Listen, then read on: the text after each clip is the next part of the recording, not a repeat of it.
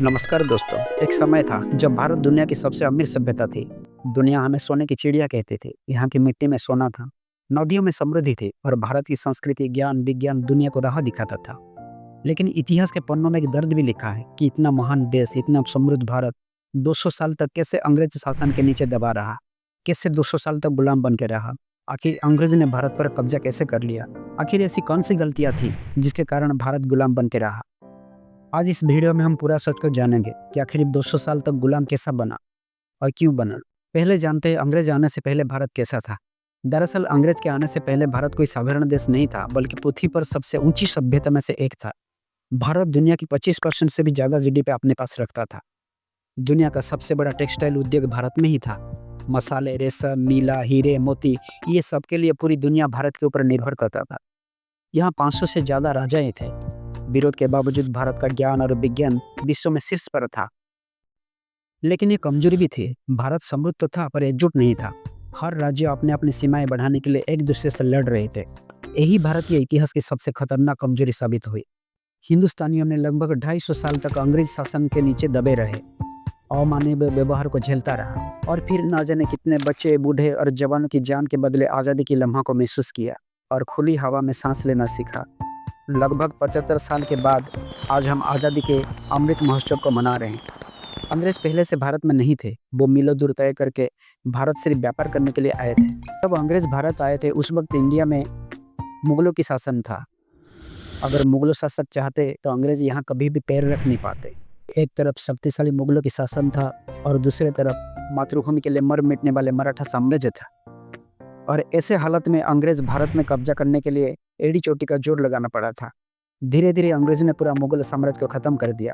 लेकिन सोचने वाली बात यह है कि आखिर अंग्रेज ने इतना शक्तिशाली मुगल साम्राज्य को खत्म कैसे किया, कि इस वीडियो में हमको वही बताएंगे। तो चलिए देखते हैं इतिहास के एक नया अध्याय को। इतिहास बताता है कि उस वक्त भारत पूरा धरती के सबसे ऊंचा सभ्यता में से एक था। पूरा विश्व का 1/4 संपत्ति भारत के पास था। इसलिए भारत को सोने की चिड़िया कहते थे। और इस सोने के चिड़िया के ऊपर पूरी दुनिया का नज़र था। और ऐसे में अंग्रेज कैसे पीछे रह जाते, उनकी नज़र भी भारत पे था। उस वक्त दिल्ली में सम्राट अकबर का शासन था और माना जाता है कि सम्राट अकबर के पास बहुत धन दौलत था। और दूसरी तरफ ब्रिटेन में गृह युद्ध शुरू हो चुका था। महारानी प्रथम एलिजाबेथ के शासनकाल में ब्रिटेन सिर्फ कृषि पर निर्भर करता था और विश्व के 3 से 4% अनाज उगा पाता था। और उसी समय पुर्तगाल और स्पेन ब्रिटेन को पीछे छोड़ के तरक्की की राह पे चल रहे थे। हालत इतने बदतर थे कि ब्रिटेन के नाविक भी पुर्तगाल की जहाज को लूट के अपने काम चला रहे थे, क्योंकि उस वक्त ब्रिटेन में लूटने के लिए कुछ बचा ही नहीं था।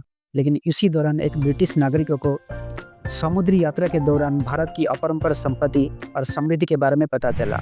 और धीरे धीरे ये खबर ब्रिटेन की महारानी एलिजाबेथ के पास पहुंच गए। और इसके बाद 1600 शताब्दी में लगभग 200 ब्रिटिश व्यापार करने आए और एक कंपनी बनाई जिसका नाम था ईस्ट इंडिया कंपनी।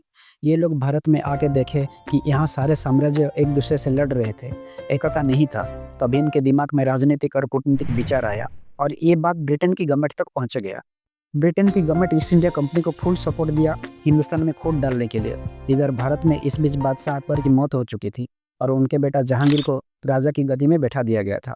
इसके बाद साल 1608 में ब्रिटिश कैप्टन विलियम हकिंस समुद्री रास्ते से कुछ जहाज लेके अपने साथियों के साथ गुजरात की सूरत पोर्ट पे पहुंच गए थे। और ये खबर दिल्ली के शासक जहांगीर को पता ही नहीं था और अंग्रेज के कदम रखते ही भारत के ऊपर एक काला साया मंडराने लगा। जैसे ही अंग्रेज ने भारत में कदम रखा, उन्होंने ईस्ट इंडिया कंपनी स्थापित करने के लिए घोषणा कर दी। और इसी प्रस्ताव के साथ कैप्टन विलियम हकिंस ने जहांगीर के दरबार में उपस्थित हुए। लेकिन उस वक्त डच और पुर्तगाल के दबाव से जहांगीर ने ये प्रस्ताव को ठुकरा दिया। लेकिन अंग्रेज कहाँ हार मानने वाले थे। उन्होंने बार बार नया नया व्यापार प्रस्ताव लेकर जहांगीर के दरबार में उपस्थित हो जाते थे। अंततः कुछ समय के बाद जहांगीर ने हस्ताक्षर करके अंग्रेज को व्यापार करने के लिए अनुमति दे दी। और जैसे ही अनुमति मिला, अंग्रेजों ने पटना, बिहार, सूरत, गुजरात, बम्बे हर जगह अपनी फैक्ट्री लगाई और अपनी व्यापार चालू कर दी। शुरुआत में इन फैक्ट्रियों में हिंदुस्तानियों को नौकरी दिया गया और अच्छा तनख्वाह भी दिया गया। और ऐसे करके ईस्ट इंडिया कंपनी ने हिंदुस्तानियों को विश्वास जीत लिया और कुछ व्यापारी भी ईस्ट इंडिया कंपनी से जुड़ गए। हालांकि ये ज़्यादा दिन तक नहीं चला। जैसे जैसे व्यापार बढ़ते गया, अंग्रेज के लालच बढ़ते गया अंग्रेज इतना लालची हो गए कि वो भारत पे कब्जा करने को सोचा और ये बात ब्रिटेन की महारानी एलिजाबेथ को बताए और वो ईस्ट इंडिया कंपनी को फुल सपोर्ट किया और यही से शुरू हुई भारत की गुलामी की कहानी। उस वक्त भारत अमीर था लेकिन अंदर से बटा हुआ था। मातृभूमि पे मरने वाला मराठा साम्राज्य था, सिख साम्राज्य था, मैसूर, बंगाल, अवध, राजपूताना, कश्मीर और हैदराबाद जैसे विशाल साम्राज्य थे। हर राज्य अपने आप में शक्तिशाली था लेकिन एक दूसरे से दुश्मनी थी। अंग्रेजों ने इस बिखराव को देखा और सोचा अगर भारत आपस में लड़ता रहेगा तो हमें जीतने में कोई कठिनाई नहीं होगी। और यही से अंग्रेज ने सबसे बड़ा चाल चलाई, डिवाइड एंड रूल की, यानी कि आपस में लड़ाओ और राज करो। और पूरे भारत को तोड़ दिया क्योंकि जहाँ आपस में लड़ाई होता है वहाँ कोई तीसरा फायदा उठा लेता है और अंग्रेज ने यही किया। इस जीत ने अंग्रेज को पहली बार भारत की जगहों पर शासन करने का अधिकार दिया। यही थी भारत की गुलामी की असली शुरुआत। जाति प्रथा की कठोरता, महिलाओं की दयनीय स्थिति और शिक्षा की कमी, इन कमजोरी ने समाज को और कमजोर बनाई। जहाँ एक अंग्रेज चाल चल रहे थे वही भारत अंदर से टूटा हुआ था। एक कमजोर समाज हमेशा बाहरी ताकत का भी शिकार बन जाता है और यही हुआ और बंगाल पे कब्जा कर लिए। लेकिन असली कब्जा 1664 में हुआ। ये लड़ाई में अंग्रेज ने धोखा और गद्दारी से भारत के 3 बड़ी शक्तियों को हरा दी। बंगाल, अवध और मुगल शक्ति को हरा दी और अंग्रेजी जीत गए। अब उन्होंने भारत की बड़ी अर्थव्यवस्था बंगाल, बिहार और उड़ीसा का पूरा पैसा अपने हाथ में ले ली। भारत की संपत्ति अब अंग्रेज की तिजोरी में जाने लगी। अंग्रेजी ने कभी भी सीधे युद्ध से भारत से नहीं जीता। उन्होंने भारतीयों के बीच झगड़ा करवाए, पैसा दे के सैनिक खरीदे, गद्दार पैदा किए, सेनाओं में अंग्रेज समर्थक बना ली और नेताओं में अंग्रेज एजेंट। यही अंग्रेज सफलता के असली रहस्य था। लेकिन अभी भी अंग्रेज के सामने 3 शक्तिशाली साम्राज्य थे जो दीवार बनकर खड़े थे। टीपू सुल्तान का मैसूर, मराठा साम्राज्य और सिख साम्राज्य। लेकिन अंग्रेज ने अंदरूनी राजाओं को खरीदा, कमजोरियों का फायदा उठाया, आधुनिक हथियार का इस्तेमाल किया, राजाओं को एक दूसरे से लड़वाया और ये तीनों साम्राज्य भी गिर हुए। भारत अब पूरी तरह अंग्रेज के सामने खुल चुका था। अंग्रेजों ने हमारी महान देश को कब्जा में लिए और हम गुलाम हो गए। अब जानते हैं आज़ादी का चिंगार कहाँ से शुरू हुआ।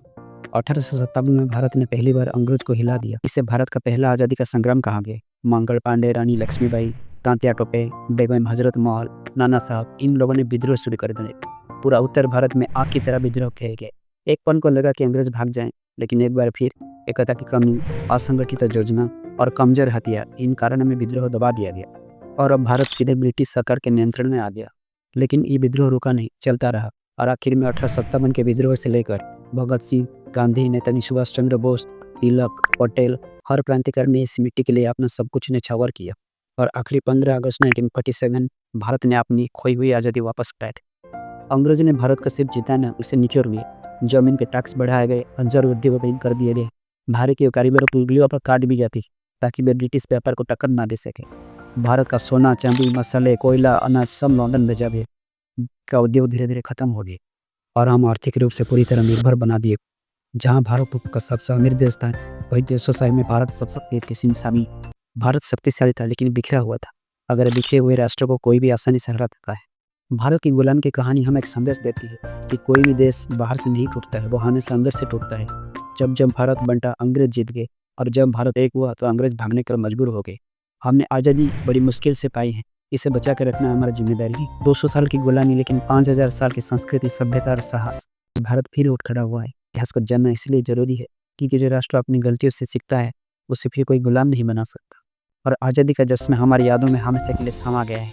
ये देश मेरा है, ये देश हमारा है। जय जवान, जय किसान, जय है, वंदे मातरम। वीडियो अच्छी लगी तो शेयर और सब्सक्राइब कीजिए, लाइक और कमेंट करना ना